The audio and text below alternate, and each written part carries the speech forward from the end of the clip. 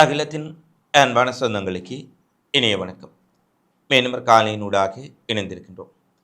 Iran America இடையிலான பேச்சுவார்த்தைகளை எப்படியும் குழப்பி அடித்து விட வேண்டும் என ஈரான் பல நடவடிக்கைகளை மேற்கொண்டு வருவதாக ஏற்கனவே இதற்கு முன்னே காணொளிகளில் பேசியிருந்தோம். அதுபோன்ற ஒரு அறிவிப்பை ஈரான் மீண்டும் விடுத்திருக்கின்றார்கள்.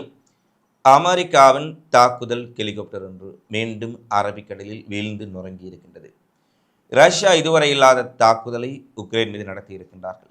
இது சார்ந்து வெளியாக இருக்கக்கூடிய உலகின் பிந்திய மிக முக்கியமான சம்பவங்களை இந்த காணொலியில் பார்க்கலாம். ஈரான் அமெரிக்கா இடையிலான பேச்சுவார்த்தை பல்வேறுபட்ட தடைகளை கடந்து நடைபெற்று கொண்டிருக்கின்றது. டோகாவில் நடைபெற்ற பேச்சுவார்த்தையில் பல விடயங்கள் பேசப்பட்டாலும் கூட இரண்டு தரப்பிலுமே தங்களுக்கு சாதகமான விடயங்களை கூறியிருப்பதால் அது சார்ந்த முழுமையான தகவல்கள் வெளியான பின்னரே அது தொடர்பில் விரிவான தகவல்களை வழங்க முடியும். ஆனால் டோகா பேச்சுவார்த்தையில் முதலில் ஈரான் கலந்து கொள்ளவில்லை என்று தெரிவித்தாலும் கூட ஈரானின் உயர்மட்ட பிரதிநிதிகளும் அமெரிக்காவின் உயர்மட்ட பிரதிநிதிகளும் சந்தித்து பேச்சுவார்த்தை நடத்தி இருக்கின்றார்கள். பேச்சுவார்த்தையில் நல்ல முன்னேற்றம் ஏற்பட்டிருக்கின்றது என்ற தகவலை இரண்டு தரப்புமே தற்போது வெளியிட்டிருக்கின்றார்கள். எனவே ஈரான் அமெரிக்கா இடையில் எப்படியாவது ஒரு நீடித்த அமைதியை, நிலையான சமாதானத்தை கொண்டு வருவதற்கு பல தரப்புகளும் மிக தீவிரமான நடவடிக்கைகளை மேற்கொண்டு வரும் இந்த நேரத்தில் எப்படியாவது இவற்றை குழப்பியடித்து விட வேண்டும். மத்திய கிழக்கில் மீண்டும் ஒரு போரை ஏற்படுத்தி மக்களுடைய இரத்தத்தில் தன்னுடைய அரசியலை செய்யக்கூடிய நெதன்யாகுவும் ஸ்டேலும் மிகப்பெரிய அளவில் இதை குழப்புவதற்கான முயற்சிகளை செய்கின்றார்கள். அதற்கேற்ற வகையில் ஸ்டேலினுடைய பாதுகாப்பு அமைச்சர் காட்ஸ் தங்களுடைய கொலை பட்டியலில் ஈரானின் புதிய உச்சத்தலைவர் மொஸ்தபா கமேனி இருப்பதாகவும், தங்களுடைய டார்கெட் செய்யப்பட்ட பட்டியலில் இவர் இருப்பதால் இவரையும் தாங்கள் படுகொலை செய்வதற்குரிய வாய்ப்புகள் அதிகமாக இருக்கின்றன என்று ஒரு சிக்கலான செய்தியை வெளியிட்டிருந்தார். ஸ்டேலினுடைய நோக்கமே ஈரானை கோபப்படுத்தி அமெரிக்காவுடனான இந்த சமாதானத்தை குழப்புவது. இது அனைவரும் அறிந்த விடயம். இந்த நிலையில் தான் இதற்கு அப்பாஸ் அரக்ஷி உடனடியாக கண்டனத்தை வெளிப்படுத்தி இருப்பதுடன் மத்திய கிழக்கில் இரத்த ஆரையோடு செய்து தன்னுடைய சுயலாபங்களுக்காக மத்திய கிழக்கை போர்க்களமாக மாற்றுவதற்கு இஸ்ரேல் மிகப்பெரிய முயற்சிகளை செய்து வருகின்றார்கள். இதை அமெரிக்கா தடுத்து நிறுத்தாவிட்டால் அல்லது இஸ்ரேலை கட்டுப்படுத்தாவிட்டால் மீண்டும் இந்த பிராந்தியம் ஒரு முழுமையான போருக்குள் தள்ளப்பட்டுவிடும். எனவே மத்திய கிழக்கு நாடுகளாக இருக்கலாம், அமெரிக்காவாக இருக்கலாம், இந்த பேச்சுவார்த்தையில் ஈரானுக்கும் அமெரிக்காவுக்கும் நடுவில் மத்தியஸ்தம் செய்யக்கூடிய நாடுகளாக இருக்கலாம். இது தொடர்பில் சரியான ஒரு நிலைப்பாட்டை எடுக்க வேண்டும். இஸ்ரேலை அமெரிக்கா உடனடியாக கட்டுப்பாட்டில் வைத்திருப்பதற்குரிய நடவடிக்கைகள் மேற்கொள்ளப்பட வேண்டும் என்று தன்னுடைய செய்தியை அவர் வெளிப்படுத்தி இருக்கின்றார். அடுத்து ஈரானினுடைய அணு ஆயுத திட்டங்கள், அணுசக்தி நிலையங்கள், யுரேனியம் செறிவூட்டல் மையங்களை சர்வதேச அணுசக்தி முகமை முழுமையாக சென்று பார்வையிடுவதற்கு அனுமதி அளித்துவிட்டது ஈரான் என்ற செய்தியை அமெரிக்க அதிபர் ட்ரம்பும் துணை அதிபர் ஜேடி வான்ஸும் தொடர்ச்சியாக வெளியிட்டு வந்தார்கள். ஆனால் இன்று ஈரானின் உடைய ஜனாதிபதி பெஷாஷ்கியான் வெளியிட்டிருக்கக்கூடிய செய்திக்குறிப்பில் ஈரானின் அணுசக்தி செறிவூட்டப்பட்ட மையங்களையும் அணுசக்தி சார்ந்த அணு ஆராய்ச்சி மையங்களையும் அணுகுவதற்கு சில இடங்களுக்கே நாங்கள் அனுமதி அளித்திருக்கிறோம். முழுமையாக ஈரானின் அணுசக்தி நிலையங்களை அவர்கள் பார்வையிடுவதற்கு அனுமதி அளித்தோம் என்ற செய்தி முற்றிலும் உண்மைக்கு புறம்பானது. எப்படியான செய்திகளை யார் பரப்புகின்றார்கள் என்பது எங்களுக்கு தெரியவில்லை. ஈரான் முழுவதிலும் இருக்கக்கூடிய அணு ஆராய்ச்சி மையங்களையும் யுரேனியம் செறிவூட்டல் மையங்களையும் ஆராய்ச்சி செய்வதற்கு அவர்களுக்கு அனுமதி வழங்கப்படவில்லை என்ற ஒரு செய்தியை ஈரான் வெளியிட்டிருக்கின்றார்கள். அடுத்து இன்று அமெரிக்காவுக்கு ஒரு அதிர்ச்சியான செய்தி. அமெரிக்காவின் அரபிக்கடலுக்கு அண்மையில் ஈரானை கண்காணிப்பதற்காக நிறுத்தப்பட்டுள்ள USS ஜார்ஜ் H.W. புஷ் விமானந்தாங்கி கப்பலிலிருந்து புறப்பட்ட அமெரிக்காவின் அதிநவீன அப்பாச்சி தாக்குதல் ஹெலிகாப்டர் புறப்பட்டு சில மணி நேரத்துக்குள் அரபிக்கடலில் வீழ்ந்து நொறுங்கி இருக்கின்றது. ஆரம்பத்தில் இந்த ஹெலிகாப்டர் ரேடரில் காணாமல் போய்விட்டது. இதை தேடும் பணிகள் மும்முரமாக ஈடுபட்டு வருவதாக பென்டகன் ஒரு செய்தி அறிவிக்கின்றார்கள். பின்னர் இந்த ஹெலிகாப்டர் அரபிக்கடலில் வீழ்ந்து நொறுங்கி இருக்கின்றது. மீட்பு நடவடிக்கைகள் நடைபெற்று கொண்டிருப்பதாக அறிவிக்கின்றார்கள். அதையடுத்து சில மணி நேரம் கழித்து அதில் 4 பேர் பயணம் செய்திருக்கின்றார்கள். 2 விமானிகள், 2 விமானப்படை வீரர்கள் அந்த ஹெலிகாப்டரில் பயணம் செய்திருக்கின்றார்கள். அதில் 3 பேரை நாங்கள் மீட்டெடுத்திருக்கின்றோம். ஒருவர் எங்கே என்பதுதான் மிகப்பெரிய கேள்வி. அவர் உயிரிழந்திருந்தால் அவருடைய சடலத்தை மீட்டிருக்க வேண்டும். அந்த நபர் உயிரோடு இருந்தால் உயிரோடு அவரை மீட்டிருக்க வேண்டும். இரண்டுமே இல்லாத காரணத்தினால் அவர் ஒரு வேளை இந்த கடல் பிராந்தியத்தில் சிறைப்பிடிக்கப்பட்டாரா என்ற கேள்விகள் அமெரிக்கா முழுவதையும் ஆக்கிரமித்தன. ஏனெனில் இந்த அரபிக்கடல் பாரசீக வளைகுடாவுக்கு அண்மையில் இருக்கக்கூடிய கடல், ஈரானினுடைய கடற்படை IRGCயின் உடைய செல்வாக்கு மிக்க பகுதிகளுக்கு மிக அருகில் இருக்கின்றது. ஈரானினுடைய தாக்குதல் படகுகளும் அதிவேக சிறிய ரக படகுகளும் கூட இந்த பகுதிக்கு அதிகமாக வந்து செல்வது வழக்கம். எனவே ஒருவேளை இந்த விமானம் ஹெலிகாப்டர் விழுந்து நொறுங்கிய பின்னர் அந்த விமானி கடலில் சிக்கி அவரை IRGC ஈரான் கடற்படை சிறைப்பிடித்து சென்று விட்டார்களா என்ற கோணத்திலும் அமெரிக்க கடற்படை ஒரு விசாரணையை தொடங்கி இருக்கின்றார்கள். இருந்தபோதிலும் அந்த செய்தி உறுதிப்படுத்தப்படவில்லை. அமெரிக்க ஊடகங்கள் ஒருவேளை ஈரான் கடற்படை அமெரிக்க விமானப்படை வீரரை கைது செய்து விட்டார்களா என்ற கேள்வி எழுப்பியிருக்கின்றார்கள். நாங்கள் இந்த காணொளியை தற்போது பதிவு செய்து கொண்டிருக்கும் இந்த நேரம் வரை அந்த விமானி அமெரிக்காவினால் கண்டுபிடிக்கப்படவில்லை. 3 பேர் கண்டுபிடிக்கப்பட்டு விட்டார்கள். ஒருவேளை இந்த காணொளியை பார்க்கும் நேரத்தில் அந்த விமானி அமெரிக்காவினால் மீட்கப்பட்டிருப்பாரா, அல்லது அவர் உயிரிழந்திருப்பாரா, அல்லது யாரிடமாவது சிறை பிடிக்கப்பட்டிருப்பாரா என்ற தகவல் வெளியாகுமா தெரியவில்லை. அடுத்து ஈரானினுடைய அதியுச்ச தலைவர் அயதுல்லா அல் கமேனி, ஈரான் சுப்ரீம் லீடர் ஸ்டேல் அமெரிக்க கூட்டு தாக்குதலில் படுகொலை செய்யப்பட்டார். அவருடைய படுகொலை இடம்பெற்று 100 நாட்களை கடந்த பின்னரும் அவரது இறுதிச் சடங்கு இன்னமும் ஈரானில் நடக்கவில்லை. ஈரானில் தொடர்ச்சியாக இடம்பெற்று கொண்டிருந்த போர், தாக்குதல்கள், விமான குண்டுவீச்சு என்பவற்றுக்கு நடுவில் மிகப்பெரிய அளவில் மக்கள் கூடும் ஒரு நிகழ்வை செய்ய முடியாது என்பதால் இந்த சம்பவம் சில வேளை நடக்காமல் இருக்கலாம்.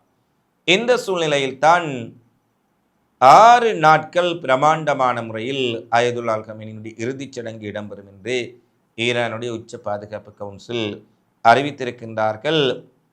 அலி கமேனியின் அதிகாரபூர்வ இறுதிச் சடங்குகள் வரும் சனிக்கிழமை, அதாவது நாளை மறுதினம் ஜூலை 4 முதல் ஜூலை 9 வரை மிக பிரமாண்டமான முறையில் நடத்தப்பட இருக்கின்றன. இந்த 6 நாட்களும் ஈரானில் துக்க தினமாக அனுஷ்டிக்கப்படுவதுடன் ஈரானிய இராணுவம் உச்சக்கட்ட பாதுகாப்பில் இருப்பார்கள். நாடு முழுவதும் மிகப்பெரிய அளவிலான பாதுகாப்பு வழங்கப்படும் என்ற செய்தியையும் ஈரான் இராணுவம் அறிவித்திருக்கின்றார்கள். ஒரு வேளை இந்த சம்பவம் பிரமாண்டமான இறுதிச் சடங்கு நடைபெறும் வேளை இஸ்ரேல் ஏதாவது தாக்குதல் முயற்சிகளை மேற்கொண்டால் இதுவரை இல்லாத ஒரு பதிலடியை இது கொடுக்கும் என்ற செய்தியையும் வெளியிட்டிருக்கின்றார்கள். அயதுல்லா அல் கமேனியினுடைய இந்த இறுதிச் சடங்கு எவ்வாறு இடம்பெறப் போகின்றன, அதற்கான ஏற்பாடுகள் எவ்வாறு இருக்கின்றன, அந்த இறுதிச் சடங்கு மத்திய கிழக்கில் ஏற்படுத்தப் போகும் தாக்கங்கள் என்பன குறித்து விரிவான ஒரு காணொளியை நாளைய தினம் உங்களுக்கு பதிவேற்ற இருக்கின்றோம். அதை நீங்கள் முழுமையாக பார்க்கலாம். அதில் பல முக்கியமான விடயங்களும் இடம்பெற இருக்கின்றது என்பதையும் தெரிவித்துக் கொள்கின்றோம். அடுத்து ஈரான் போரின் பின்னர் சவுதி அரேபியா அமெரிக்க உறவில் மிகப்பெரிய விரிசல் ஏற்பட்டிருப்பதாக இன்று வால் ஸ்ட்ரீட் ஜேர்னல் தெரிவித்திருக்கின்றார்கள். அமெரிக்க பத்திரிகை தெரிவித்திருக்கின்றார்கள். ஏற்கனவே இது தொடர்பில் நாங்கள் சாடை மாடையாக பேசியிருந்தோம். சவுதி அரேபியா அமெரிக்க உறவு மிகப்பெரிய அளவில் விரிசலுக்குள்ளாக இருக்கின்றது. அதாவது இந்த போரில் அரபு நாடுகளை பாதுகாப்பதற்கு அமெரிக்கா எந்த முயற்சியும் செய்யவில்லை என்பதை கத்தார், சவுதி அரேபியா போன்ற நாடுகள் தொடர்ச்சியாக வலியுறுத்தி வருகின்றார்கள். அந்த நாடுகளில் அமெரிக்க தளங்கள் இருந்தும் கூட ஈரான் அந்த நாடுகளை தாக்கும் போது இவர்களால் தடுக்க முடியவில்லை. ஈரானிடமிருந்து அந்த நாடுகளுக்கு பாதுகாப்பு கொடுக்க முடியவில்லை. எனவே எந்த ஒரு தாக்குதலிலிருந்தும் எங்களை பாதுகாக்க முடியாத, கையாளாகாத அமெரிக்க இராணுவம் எதற்கு எங்கள் மண்ணில் இருக்க வேண்டும் என அமெரிக்காவுடைய வெளியுறவுத்துறை அமைச்சர் மார்க்கோ ரூபியோவுடனான சந்திப்பில் மறைமுகமாகவே சவுதி, கத்தார் போன்ற நாடுகள் குற்றம் சுமத்தி இருந்தார்கள். இந்த நிலையில்தான் சவுதி அரேபியா அமெரிக்கா கார்னூஸ் ஜலச்சந்தியில் இருக்கக்கூடிய கப்பல்களை கண்காணிக்கின்றோம், பாதுகாப்பு கொடுக்கின்றோம், ஈரானினுடைய தாக்குதல்களிலிருந்து அவற்றை நாங்கள் தடுக்கப் போகின்றோம். எனவே அந்த தாக்குதலுக்கு ஒரு ப்ராஜெக்ட் ஃப்ரீடம் என்ற ஒரு திட்டம் ஏற்படுத்தப்பட்டு அந்த திட்டத்தில் சவுதி அரேபியாவும் இணைந்து கொள்ள வேண்டும். சவுதி அரேபியாவில் இருக்கக்கூடிய இராணுவ தளங்களிலிருந்து அமெரிக்க போர் விமானங்கள் புறப்பட்டு சென்று இந்த கார்முஸை கண்காணிக்கக்கூடிய அல்லது கட்டுப்படுத்தக்கூடிய, ஈரானை கட்டுப்படுத்தக்கூடிய திட்டத்திற்கு உதவ வேண்டும் என்று ஒரு கோரிக்கை விடுத்திருந்தார்கள். ஆனால் இன்று அதிரடியாகவே சவுதியினுடைய மன்னர் சல்மான் ஒரு அறிவிப்பை வெளியிட்டிருக்கின்றார். அதாவது ப்ராஜெக்ட் ஃப்ரீடம் என்ற திட்டத்தில் சவுதி அரேபியா இணைந்து கொள்ள மாட்டார்கள். அதேபோல் ஈரானுக்கு எதிரான இந்த திட்டத்தில் நீங்கள் உங்களுடைய விமானங்களை இயக்குவதற்கோ அல்லது எங்களுடைய விமானப்படை தளங்களை பயன்படுத்தி விமான நிலையங்களிலிருந்து நீங்கள் விமானங்களை கொண்டு செல்வதற்கோ அனுமதி கிடையாது.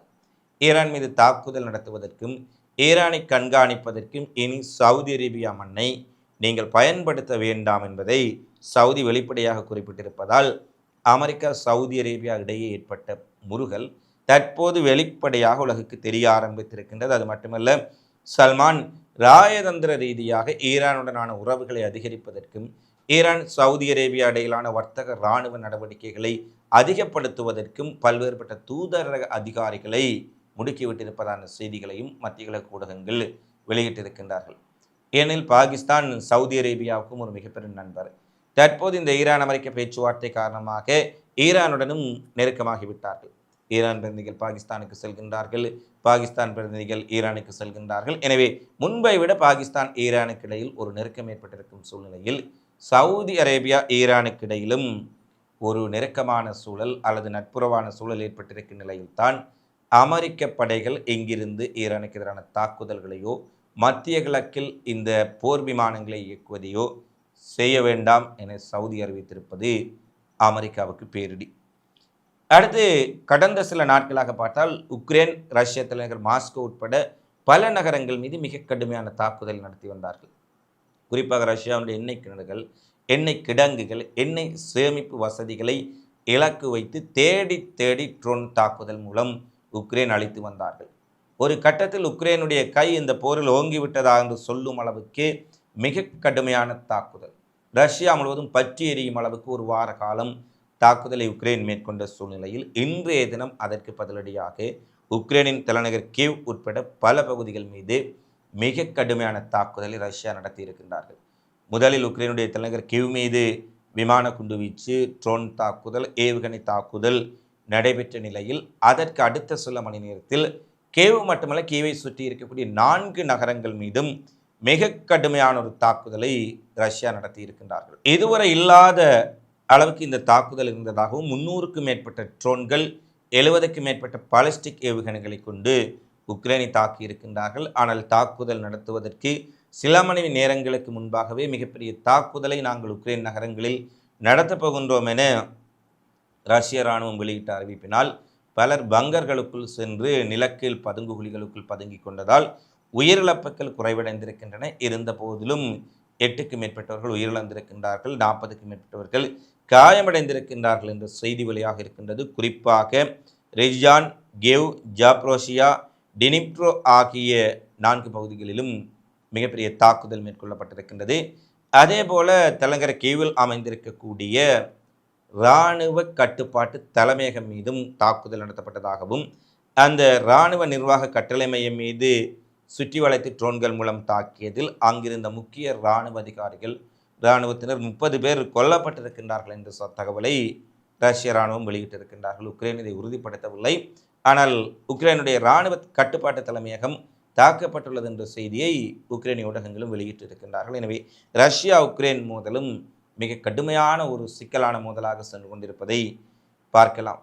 வெனிசுலாவில் இடம்பெற்ற புவிநடுக்கம் மிகப்பெரிய அதிர்வுகளை ஏற்படுத்தியிருக்கும் சூழ்நிலையில் அங்கு உயிரிழந்தவர்களின் எண்ணிக்கை 2350 பேராக உயர்வடைந்திருக்கின்றது. அதாவது மீட்கப்பட்ட சடலங்களின் எண்ணிக்கை தான் 2350.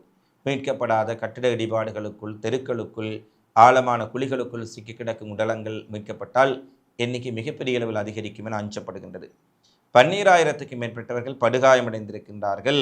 50,000க்கும் மேற்பட்டவர்கள் இன்னமும் காணாமல் போய்த்தான் இருக்கின்றார்கள். நினைத்து பாருங்கள், 50,000க்கும் மேற்பட்டவர்கள் காணாமல் போயிருந்தால் அதில் பலர் உயிரிழந்திருக்கலாம், பலர் காயமடைந்திருக்கலாம், பலர் இன்னமும் கூட கட்டிட இடிபாடுகளுக்குள் சிக்கி யாராவது எங்களை மீட்பதற்கு வந்து விடுவார்களா என்ற ஒரு ஏக்கத்துடன், பதற்றத்துடன் எங்காவது கட்டிட இடிபாடுகளுக்குள் சிக்கி கொண்டிருக்கலாம் என்ற செய்திகளும் வெனிசுலாவில் இருந்து வந்திருக்கக்கூடிய துயரமைந்த செய்திகளாக இருக்கின்றன. மீட்புப் பணியில் 28 நாடுகள் இணைந்து தீவிரமாக மூப்பு நாய்களுடன் இரவு பகலாக மீட்புப் பணியில் ஈடுபட்டு வருகின்றார்கள் என்ற செய்திகளையும் பல ஊடகங்கள் வெளியிட்டிருக்கின்றார்கள். இவைதான் இன்றைய நாளில் வெளியான மிக முக்கியமான செய்திகளாக, நிகழ்வுகளாக பதிவாக இருக்கின்றன. தினந்தோறும் உலகெங்கு நடைபெறும் செய்திகளை உடனுக்குடன் தெரிந்து கொள்ள அகிலம் சேனலை சப்ஸ்கிரைப் செய்து கொள்ளுங்கள். இந்த காணொளிப்பதிவு தொடர்பிலான உங்களது மதிப்பான கருத்துக்களை தவறாமல் கமெண்ட்ஸில் பதிவிடுங்கள். மீண்டும் இதுபோன்ற இன்னும் ஒரு காணொளியில் சந்திப்போம். நன்றி, வணக்கம்.